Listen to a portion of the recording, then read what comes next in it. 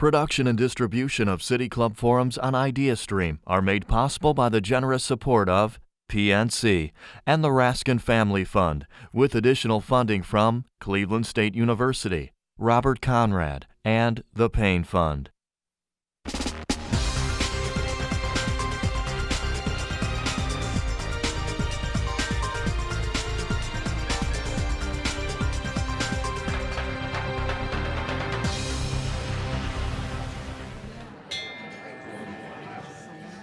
Good afternoon, and welcome to the City Club of Cleveland. I'm Karen Allport, a member of the Board of Directors. It's my pleasure to introduce today's forum, a panel discussion on the future of offshore wind industry in Northeast Ohio. In Northeast Ohio, water is a key component of our regional economic competitiveness. In addition to providing most of our drinking water, Lake Erie is a major economic driver. More than 20,000 jobs and $3.5 billion in annual economic activity are tied to the cargo that moves through the port of Cleveland each year. And the lake could find a new additional purpose as a home for an offshore wind farm. According to a report recently released by the American Wind Energy Association, wind is now the largest renewable energy source in the United States. The Department of Energy estimates that 20% of the energy consumed in our country could come from wind by 2030. Situated on Lake Erie with a constant wind stream, Northeast Ohio is poised to potentially become a hub for the offshore wind industry. Initiated more than a decade ago, construction is planned for a 2018 project called Icebreaker, the first freshwater wind project in the United States.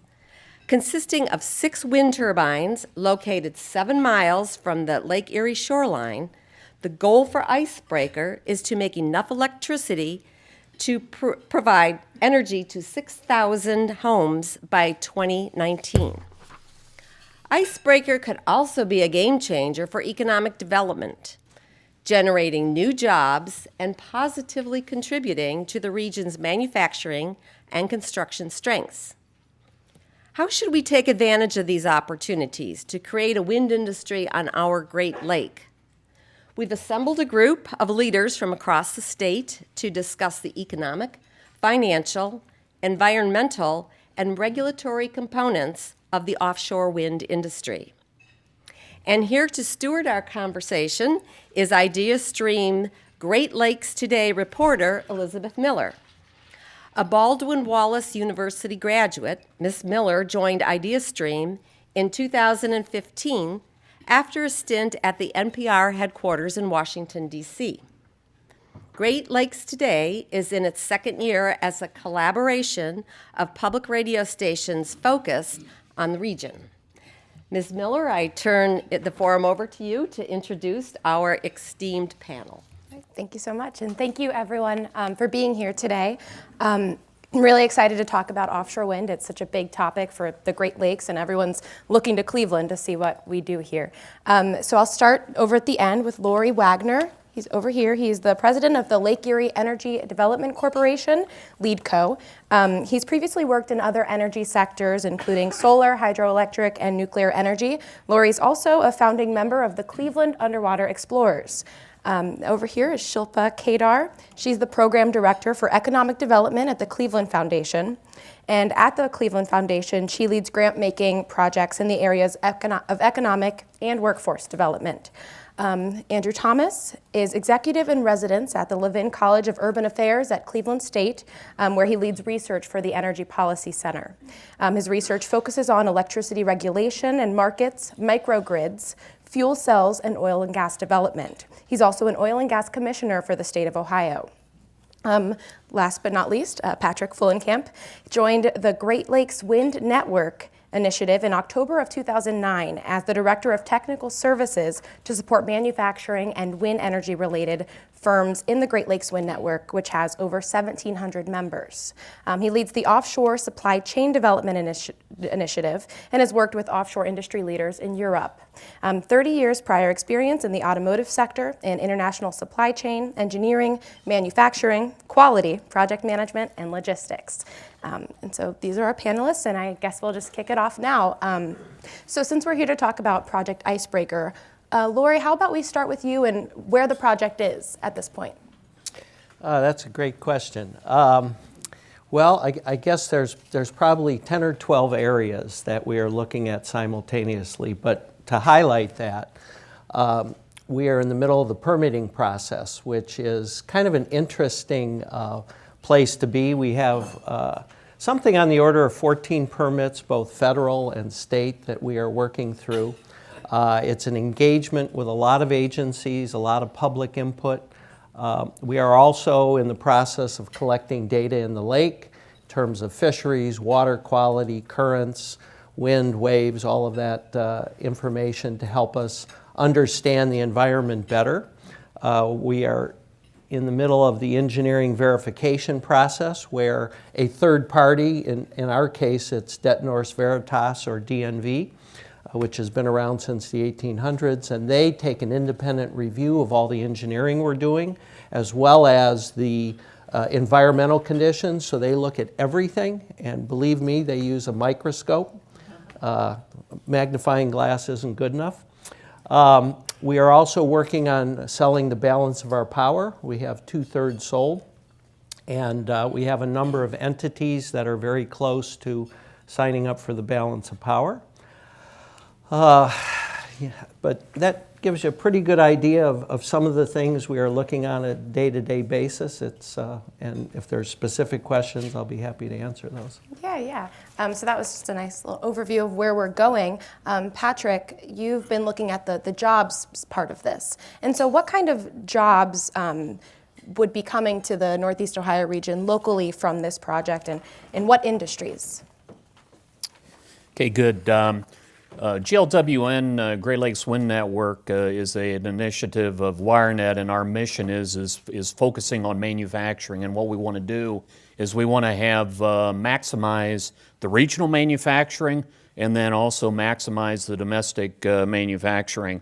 And so here on the Icebreaker Wind Project, the number typically that we're using for that is with the job potential here with the 6 3.45 megawatt wind turbines from Vestas. The overall project construction and employment for pieces and parts here that can be made regionally would be around 500 jobs, plus or minus again.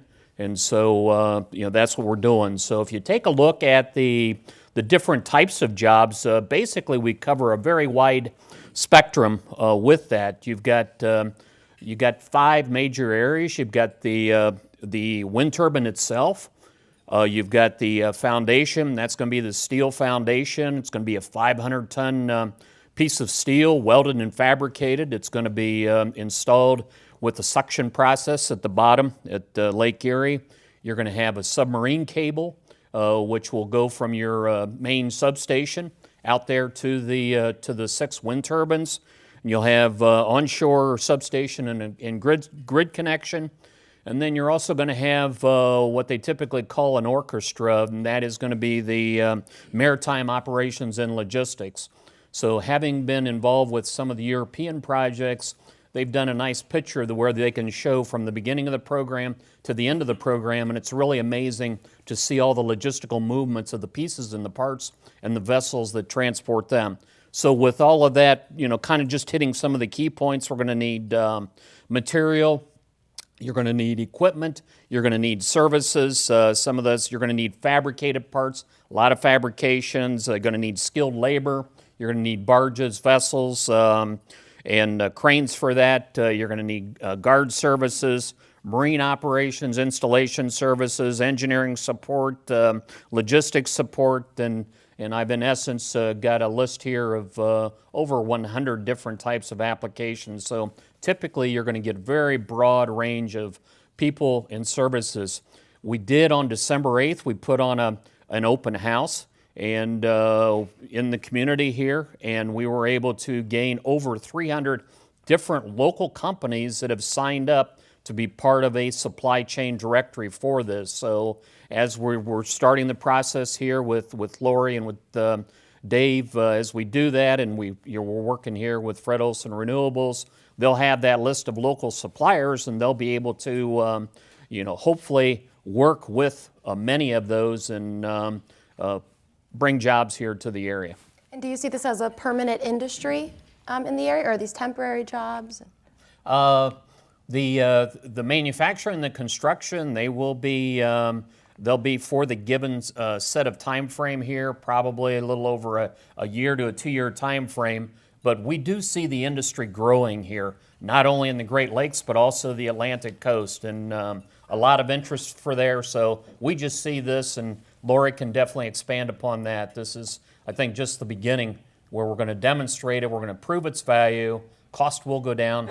This will be the wave of the future. Right.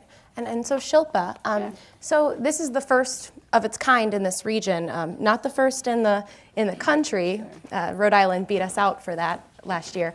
But what does this mean to be the first in the Great Lakes, and what happens if this project is successful? Sure. So there is a significant first mover advantage in terms of where the first offshore wind freshwater farm gets built, because companies are going to need to invest in the infrastructure that's going to be needed, and is going to have to build the intellectual capabilities here. And wherever the first project is kicked off, that's where these skills and this infrastructure is going to concentrate, which then becomes an advantage for our region, because as this grows in the rest of the Great Lakes or beyond, we can then start exporting the skills, the intellectual capital, the ability for our manufacturing companies to produce these products. So I think from the economic development point of view, this is a first mover advantage that we cannot afford to lose. Great. And how's the training? Is there a workforce in Northeast Ohio that's prepared to do this work? Sure. So fortunately, a wind farm, offshore or onshore, is essentially able to leverage all of our manufacturing skills that already exist here, the capabilities that already exist here. That is why, as Patrick said, 370 companies were able to sign on, because they're already doing similar work in some shape or form and have the capabilities to apply that to an offshore wind situation. And so A, we are building on something that we already have. B, our educational institutions are many and very capable of quickly putting together programs that will help train people for these jobs. And that's what excites me a whole lot, because the jobs that can get created in this are both low and middle skilled jobs, all the way up to the senior research type of jobs. So this, if it takes off the way it is envisaged, can truly have a workforce impact on our region. So Andrew, wind energy is going to be competing with natural gas and nuclear energy. What role could Project Icebreaker and wind energy play in this future? Well, to begin with, when you talk about competing with natural gas is selling right now for about $3 an MMBTU, which translates to about 3 cents per kilowatt hour wholesale. That's very difficult to compete with for all industries, and the projections from the Energy Information Agency is that will, by 2040, will be anywhere from $3 to $10 an MMBTU, but most likely scenario is around 5. And so that would mean 5 cents a kilowatt hour is the projected price for 2040 for natural gas. That's what's causing problems right now in the nuclear industry, and it's causing problems in the coal industry. We're seeing these plants closing. So the question is where does wind fit in all this? Right now, onshore wind fits in very well with it. It is already meeting that price. So the issue is, can offshore wind meet that price, and how will they go about doing that? And I would say right now they haven't yet reached it, but they're getting close to that in Europe, and in the United States We have a lot of work to do to catch up to where they are. Europe has already gotten down to around 6 cents, 7 cent range for wholesale. And they've come down about 30% in the last couple of years. And so I think we can expect to see similar things happening in the United States as we start developing these projects. Icebreaker being, as it's termed, one of the first ones out that will help us get to that stage where we can get prices down to a level that will compete. That's just on the price side. On the resiliency side, that's a different issue. This is where you need diversity of sources. And we saw, for instance, in the polar vortex, the most reliable energy we had was the wind turbines that were scattered throughout the PJM footprint. So you need to have more than just natural gas, obviously, and the wind will be a very important part of our future in that regard, or should be, if it isn't. It clearly already is in a number of places, like in Texas. Texas has the cheapest electricity in the country, and they have about 12% wind power there. Our goal would be to try to get to that stage, and this offshore wind project is really the first step for us in that regard. So Texas has a lot of space and a lot of room for all of those turbines. But Ohio, do we have enough space on land, or is that why we have to? Well, we certainly have the space. We just don't have the wind speed. So Ohio is already behind all the other Midwestern states in terms of wind energy. But we really don't have a lot of good quality wind, except for in the very northwest part of the state. The only place, to my knowledge, that really where this makes sense is offshore, out on Lake Erie, and we would need, to be able to do what Texas is doing, we're going to need many hundreds of icebreaker projects in order to be able to have 10% of our capacity, which is right now Ohio has a peak capacity. Peak demand, I should say, of about 28,000 megawatts. So to get to the point where we have 3,000 megawatts of wind power, we're going to need hundreds of these type projects. Right.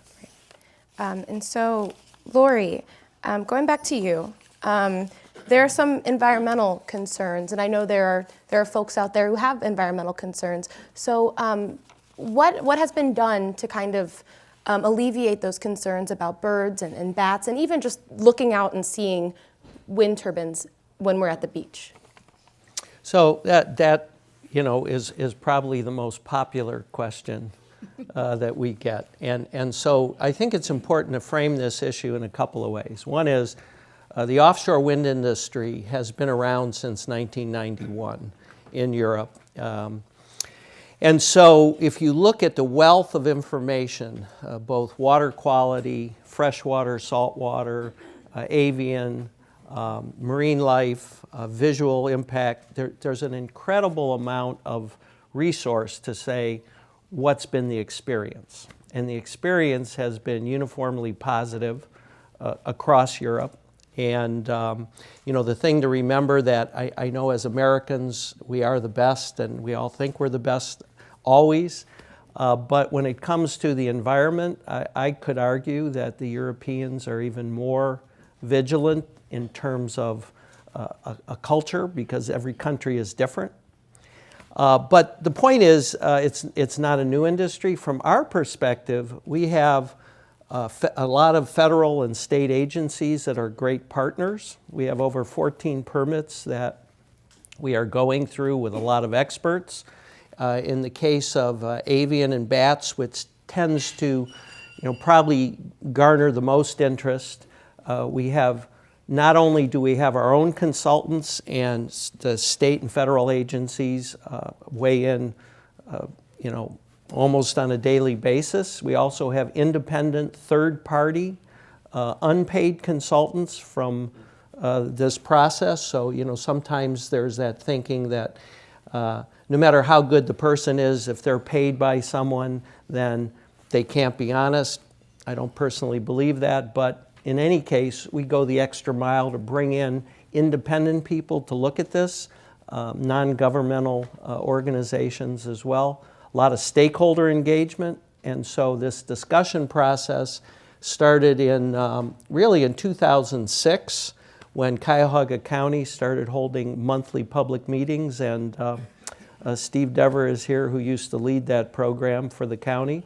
So since 2006 to today, we've had over 400 public meetings where, like a forum like today, where we answer these questions. So we engage with the regulators, we engage with the public, and we allow the science to help guide us in the direction that we need to go.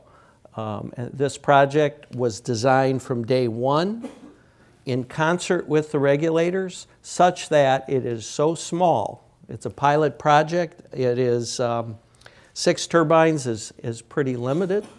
And so by design, it cannot have an impact on the environment. And you are in the middle of an environmental assessment, or? Yeah, so the easiest way to look at it is there's 2 processes. There's a state process, which is run by the Ohio Power Siting Board, which is the organization in the Public Utilities Commission that is responsible for all power plants in the state, 5 megawatts and larger, all gas lines above a certain size, and all transmission lines. And so they take a very comprehensive review. They have Department of Natural Resources, they have Department of Agriculture, Department of Health, Ohio EPA, Department of Development. They have representatives from the Senate and the House, as well as from the Public Utilities Commission. So they manage the state process. We submitted our application on February 3rd. And then at the federal level, there's really, number one is the environmental assessment, which is being handled by the Department of Energy. And we should have a draft environmental assessment out for public comment sometime in the next 2 months. And then there are some other engagements with the Coast Guard and the Army Corps in terms of specialized permits required to essentially work out in the water. Gotcha. All right, so Shilpa, this is a public-private partnership. Could you explain what that means in terms of this pilot project? Sure. So what that means is that the public sector has played a very significant role in investing time, capital, reputational risk, right, in coming together. So we're talking about the counties of Cuyahoga County, Lorain County, Lake County, Ashtabula County, and now even Erie County have come together to support the project, to really be ahead of the curve in terms of moving the project to where it is at today. Mayor Jackson and the city of Cleveland have played a very leadership role in making some of the very early commitments to this work.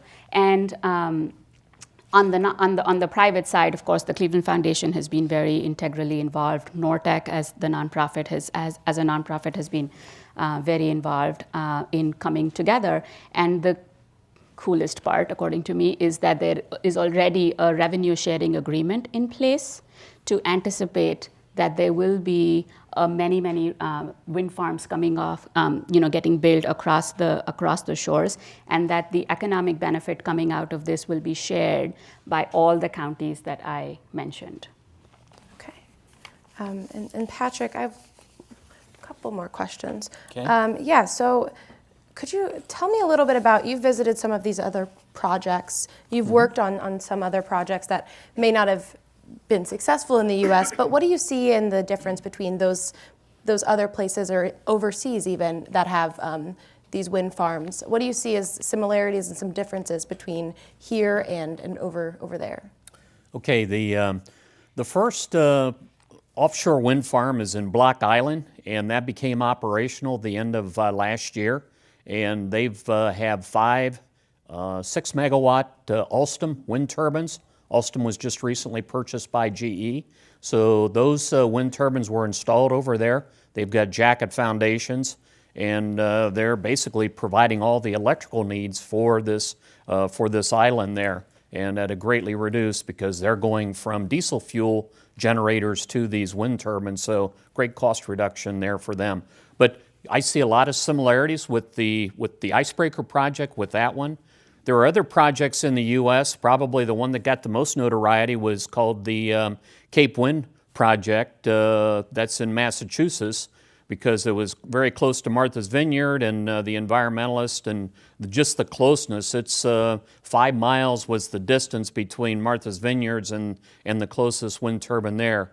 As Lorry has stated here, the LEEDCo wind turbines, you're going to be able to see them from the Rock and Roll Hall of Fame, but they're going to be between 8 to 10 miles out, so you're going to barely be able to see those. So those are active projects here. There's other states that are also fully engaged up and down the Atlantic coast. You've got other states, in addition to Massachusetts, you've got Maryland, you've got New York.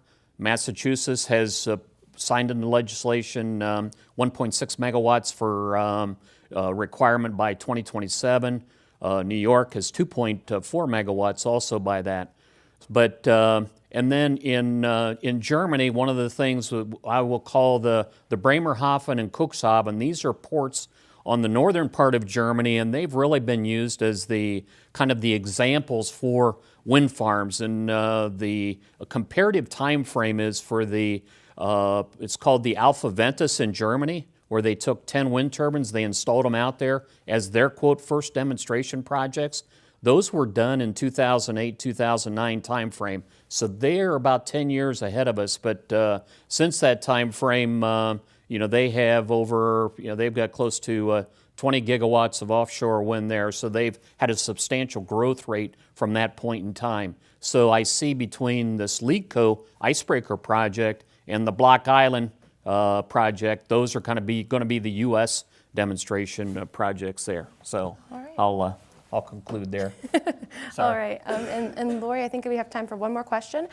So talking about this project in terms of the Great Lakes, there's already been some movement on, for example, the province of Ontario issued a moratorium on offshore wind. And so you've got some negativity even around the Great Lakes region. How do you plan to change minds about offshore wind and what it could mean in the Great Lakes? Well, one of the great things about our team is that we're an international team.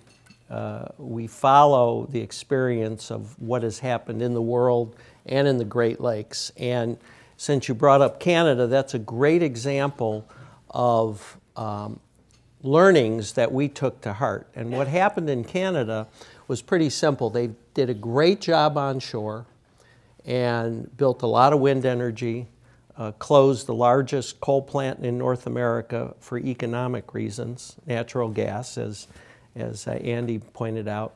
And so they thought, well, we'll do the same thing offshore. Well, the one thing, and this isn't so much a criticism as just sort of the way it happened, is there was very little public engagement as to what should this industry look like. And so rather than starting with a pilot project, they started with 4,500 megawatts tomorrow.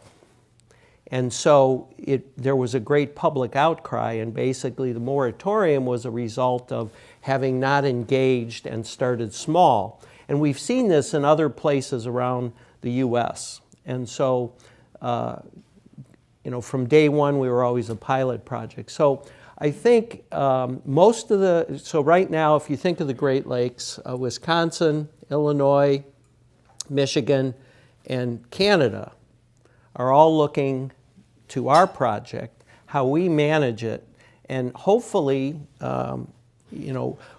we will be the beginning of a new industry in the lakes. And it's like a lot of things, people, it's like Block Island, you think about that. Rhode Island, smallest state in the country, and they're first, which is pretty stunning, shows their determination and ability to get something done. But once that project was built, 12 European companies worth about $250 billion jumped into the U.S. and started paying attention. So now that there's a first project, I don't know that the same thing's going to happen in the Great Lakes, but, first mover advantage, and then everybody else goes, gee, you can do it. So we better pay more attention. All right. Well, thank you. Thank you. Today we are enjoying a panel discussion on the future of Northeast Ohio's offshore wind industry, featuring Patrick Fullenkamp, Director of Technical Services at Great Lakes Wind Network, Global Wind Network, Shilpa Kedar, Program Director for Economic Development at the Cleveland Foundation, Andrew Thomas, Executive in Residence at the Energy Policy Center at the Maxine Goodman Levin College of Urban Affairs at Cleveland State University, and Dr. Lorry Wagner, President of LEEDCo. Our moderator is ideastream, reporter-producer Elizabeth Miller.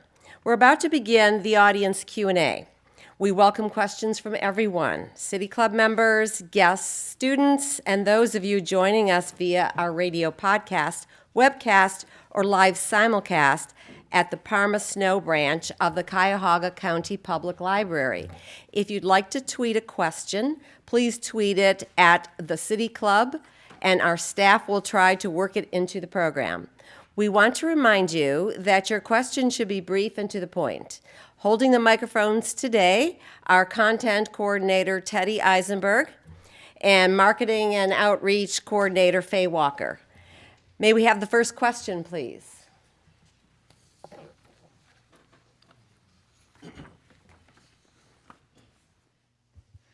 So, how would this affect the electricity bills for the residents within the radius of Project Icebreaker? Currently, we're talking about a maximum on the order of 80 cents per month.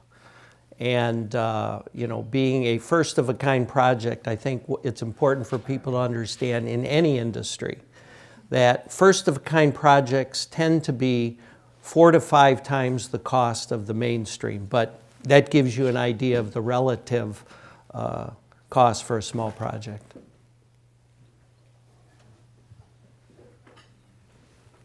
Question has to do with the ice.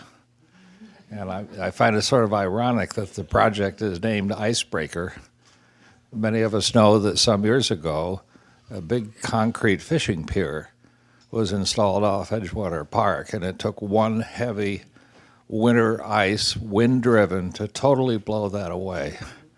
How are you going to guard against ice knocking these guys down? Once again, a fabulous question, and the name of the project was in fact iconic for what the turbines will do. They will break the ice. The design of the foundation comes from years of experience in the Arctic, and there's an ice cone.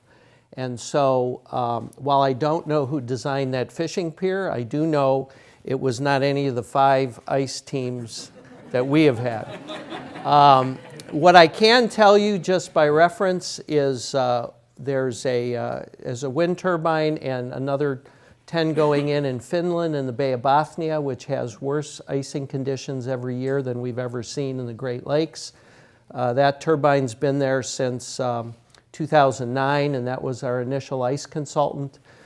A long story going through the other ones. Our final design was from the designers of the Confederation Bridge, which is the longest ice structure in the world, the longest structure in icing conditions in the world in Canada. And so we've spent a lot of time focusing on this, and our current estimates governed by what has been measured in the field as well as examples of turbines is we're something on the order of 2 to 3 times the we could withstand 2 to 3 times the forces that would ever be seen in this region.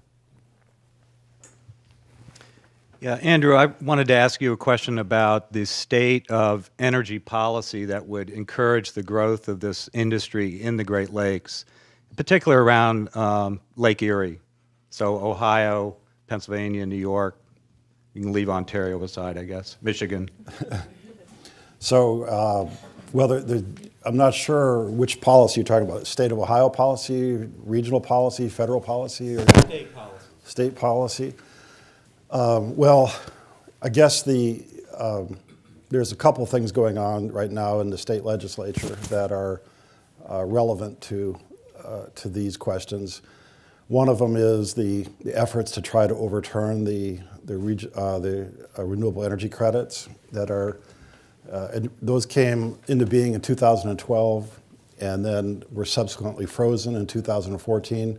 That bill ended up being at sunset in December, and then the legislature tried to put it through again, and it was vetoed by Kasich.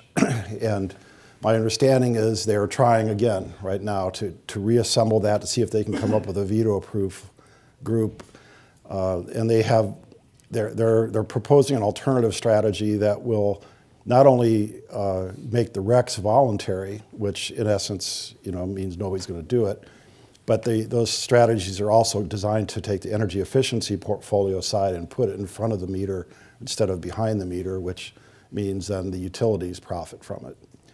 So that's the one ongoing issue in the state. That obviously has a direct impact on wind turbines, and there's setback provisions and things like that too that are involved in all that won't affect the offshore side. Another is the efforts by the utilities to do away with deregulation on the generation side, and they would like to go back to a time that we had back in the 1980s and previous 100 years, where we were fully vertically integrated regulation all the way from the generation to the distribution side.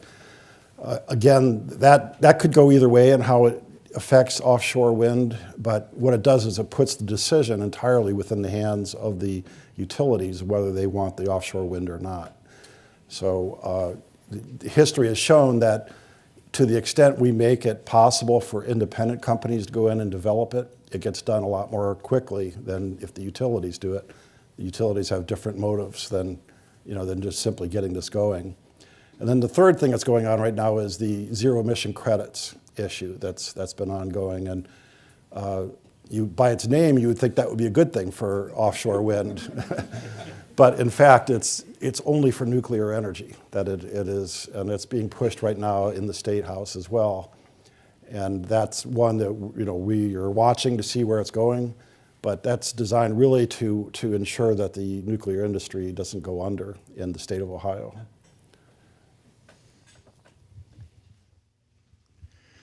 And this is for Dr. Wagner. I understand that this is a demonstration project, and we talked about some of the economic benefits as a demonstration project. But if this project is successful and we're able to fully develop a new wind industry in Northeast Ohio, what are the long-term potential economic impact? And second part of my question is just if we have citizens have a desire to speak in favor of this to the Power Siting Commission, what opportunities are? Do they take public comments? How do we get in touch with them?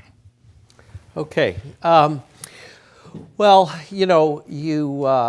when you look at the Great Lakes, you ask yourself, what's the resource? So just to put it in broad strokes, the Great Lakes have enough offshore wind resource to power the entire country. All right, and you go, okay, well, that's the potential. Lake Erie has enough resource to power all of Ohio. The way we look at it is we kind of take the 10% solution. If we could accomplish harnessing 10% of the energy available out of Lake Erie, then that would allow us to, as Andy was talking about, maybe provide 10% of Ohio's energy. So if we were to accomplish that, we've had several studies that have been performed showing that if we could retain only 50% of the benefits, we would create about 8,000 jobs, somewhere on the order of $13 to $15 billion in gross regional product. And that's just in the Ohio waters of Lake Erie. In terms of the public process, if you can go to the LEEDCo website, leedco.org, or to the Ohio Power Siting Board website, and comments are most appreciated in support of the project. And everybody in the public, no matter who you are, can submit your comments to the state, and they are most interested in hearing what the public has to say. This is for anyone who cares to answer. It's about the birds. Avian is a word that came up, but it's a very kind of sanitized term, very scientific.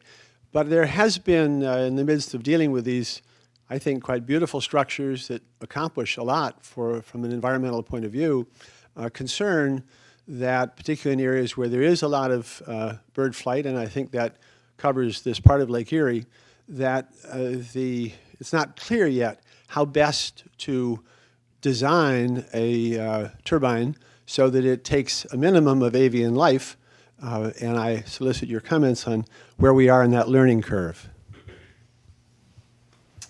I guess that comment might be for me.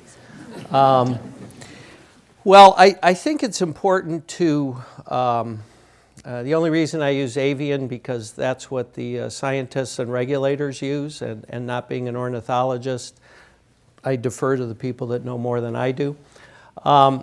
But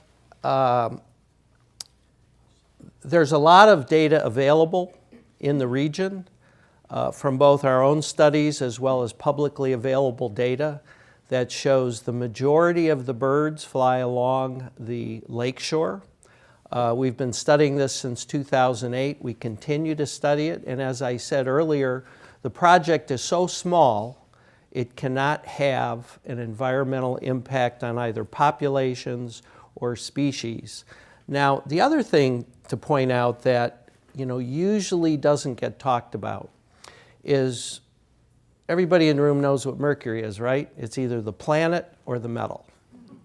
Okay, so let's talk about the metal. There are currently 2,500 pounds of mercury dumped in Lake Erie every year from the atmosphere, from coal plants in the US and around the world. Many of those coal plants are in the Midwest. So we are poisoning the fish, which the birds eat. And so when you start to look at the real risk to birds, that comes from the environment. The other thing I would point out that I think is most relevant, when the state of American birds is analyzed every year in a national report by Audubon, just about every wildlife agency in the country, and there may even be some international agencies, they publish a chart, and the chart shows the risk to avian and bat life. And if you look at this chart, you will find that wind energy is at the very end and is either the lowest or second lowest to almost every form of threat. And this chart does not even consider climate change, which in fact is the largest threat. So we are taking great care to understand what's happening. We will be measuring that once the wind farm is built to better inform us from actual data from our site. So while we understand it's a minimal risk, we have to be able to quantify that and provide scientific evidence because that's really what's going to be required for this industry to move forward. Yeah, I have two questions. One is, can you do a quick comparison to the Lincoln Electric wind turbine that we all see? And the second question is, as part of the delay in getting this project to fruition, I know about the environmental concerns, but also I think the anchoring to the lake bed was one of the concerns also. And when you mentioned the I think you said suction attachment at the lake bed, could someone explain that, what that is? Yeah. Okay. I'll start with the second one. So first off, these projects, if you look around the world and take that as at least guidance, offshore wind projects of almost any size take about 10 years from when you really start in earnest to when they're complete. Sounds crazy, but you live and learn. In the process, what we've investigated every single foundation type used in the world, and there is a technology developed in the oil and gas industry called a suction anchor, and it's very simply an upside down cup, so to speak. You place it on the seabed or lake bed, you suck the water out, and the water pressure drives it into the soil. It then captures all that soil and becomes a gravity foundation. It may not still be the large, I keep forgetting to look this up, but Troll A at one time was the largest offshore structure in the world. Something like, I don't know, 300,000 tons is held in place with a suction anchor. So in our particular case, we've developed essentially an upside down cup, and then with a steel monopile. It is very environmentally friendly. It doesn't disturb the water. There's no pounding or pile driving, and no dredging or filling. So it's the result of a number of studies that we've worked on since really, 2011, 2010 actually, and then that decision was made in 2015. The first question was? Lincoln Electric, okay. We, in terms of power output, we're about 1.5 times larger. And in terms of size of the turbine, if you saw them apart, they'd look the same, but next to each other, ours is about 50% bigger blades. But basically, it would look kind of the same with bigger blades. Yeah, there was a question about the policies or regulations from the state and how we're maybe hitting some headwinds about that. But what is, as far as research, or is there anything else that the state could do to help promote something like alternative energy, maybe through research through local colleges or community colleges, whatever? Well, one thing we could do is all voluntarily buy the power. I mean, right now, LEEDCo is selling their power, and we need,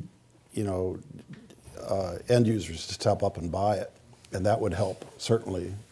But in terms of, you're talking about on the engineering side or research on the? Or just like, for instance, Jobs Ohio, okay, they have millions of dollars, and Right. they like to brag about creating jobs, so, but obviously some of it has to start with research.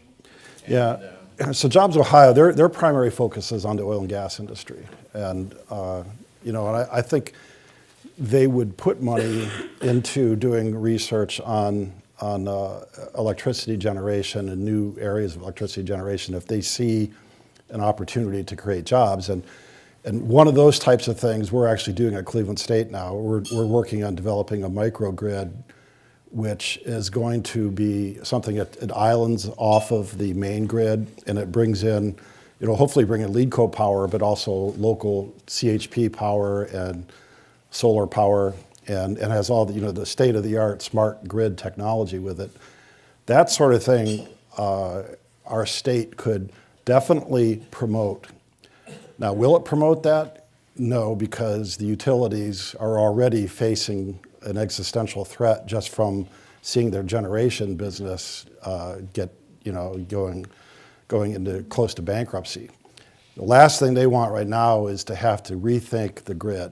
And this is, if you put yourself in their shoes, they've been in this business for 100 years, and they have a certain business model that they've followed all that time. And now everybody's coming in and telling them, well, gee, it turns out everybody wants their own solar panels and and we want offshore wind and all these other things that are very disruptive to their business model.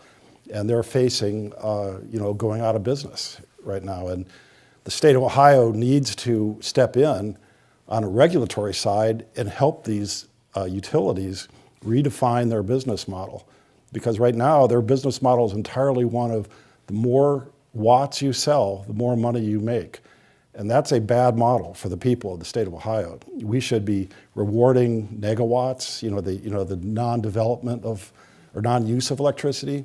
And we should be rewarding, behind the meter energy efficiency and all those other things that, that we need to have as a policy. And we could certainly do research internally at the universities to lead that sort of work if the state would fund it or if the federal government would fund it. Right now, I don't see federal government funding anything in the way of clean energy. And the state is a battle, too, on that. So, but, I think that's a really good question. There's much more we could do, and re-envisioning what the grid is going to look like in the future is one of those fundamental changes that right now, we're investing billions of dollars into technology that we're not going to be using, because the way we are going to be getting electricity is going to change in the next 20 years. And yet we're still building new transmission lines and things like as if we were still living in the 1950s. And the reason we do that is because the utilities support that. And the reason utilities support it is because they're regulated in a way that that's how they make their profits. So there's some states that are making changes, like California and New York, that are making changes to their regulatory process to actually reward utilities for energy efficiency and microgrids and other ways that, that we're going to see coming. Whether utilities like it or not, this is all happening because distributed generation is cheaper than centralized generation. And it's also more resilient, too. Mm-hmm. Well, we're an international city. Could you address the issue of all the great international talent that's coming together here to put this out? All right. Well, it is pretty incredible. I think from day one, our mission has always been to find local talent that serves the project and really understands what it's like to do business in the Great Lakes, in Ohio, in the Midwest, in the U.S. And then reach out to Europe for the experienced people who have done this before. And what I've said before is we know we're going to make mistakes, but we hope they're really little ones. And I think that's part of why you partner with international companies. So to start off, Fred Olson, which is also a person as well as a group of companies, and that's always a long story, but has opened their U.S. headquarters in Cleveland, Fred Olson Renewables USA, and employee number one is sitting here, Chadwick Bird, and he's head of our power purchase agreement efforts. So if anybody in the audience, company or personal, wants to buy power today, he's got a little bit left. Maybe not. Okay. But we have companies that have been involved here from Finland, from Denmark, from Norway, from the UK, from France, trying to think who, Germany. Yeah, that's right, can't forget Germany. And then a number of companies from around the US. So it is a large group. When people ask about LEEDCo, it's kind of interesting. They say, well, how many people do you have in your company? You got to have like a zillion. Well, we have 4. Okay, well, and then Chadwick. So we have Dave Karpinski there, who's head of development, Courtney Lehman, who really runs the show, and Beth, who is in charge of our permitting and stakeholder outreach. This is the team, but we have about 40 partners around the world or vendors. So our goal is to learn from them and then start to get those companies to help build either their own offices here or some of the companies we will work with in this project will have learned enough to where they can start to stand themselves up and work in this industry really anywhere in the world.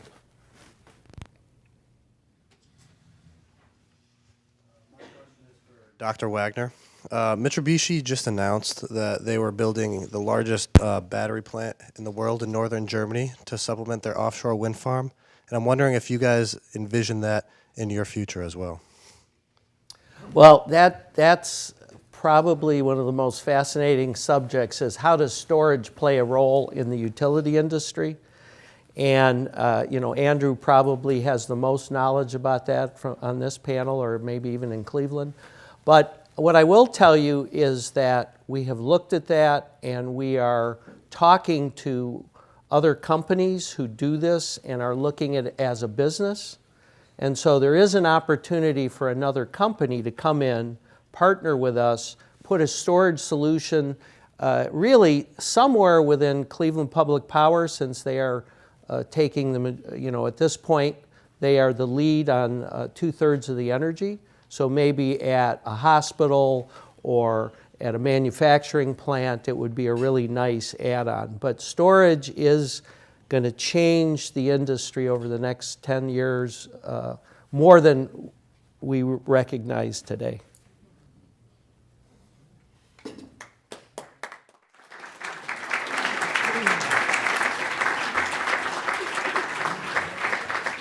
Today at the City Club, we've been enjoying a panel discussion on the future of Northeast Ohio's offshore wind industry.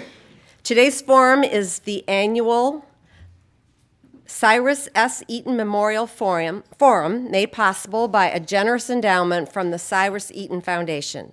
We appreciate their continued support of the City Club. Today's forum is part of our series on the value of water sponsored by the Northeast Ohio Regional Sewer District. We appreciate your generosity. We also want to recognize the presence of all of our friends from the Maltz Museum of Jewish Heritage and some of the winners of their annual Stop the Hate essay contest. Thank you for your partnership. Additionally, we welcome guests hosted by ideastream and the Medical Center Company. Lastly, we welcome students from Mentor High School and the Flow Homeschool Co-op. Student participation in City Club forums is provided by many foundations, including the William E. Weiss Foundation. We thank all of you for being here today. And that brings us to the end of today's forum. Thank you, panelists, and thank you, Ms. Miller. And thank you, ladies and gentlemen. The forum is now adjourned.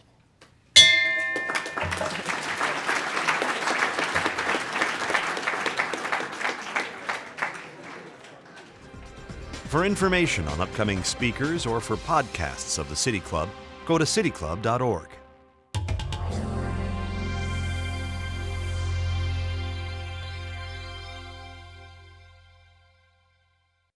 Production and distribution of City Club forums on ideastream are made possible by the generous support of PNC and the Raskin Family Fund, with additional funding from Cleveland State University, Robert Conrad, and the Payne Fund.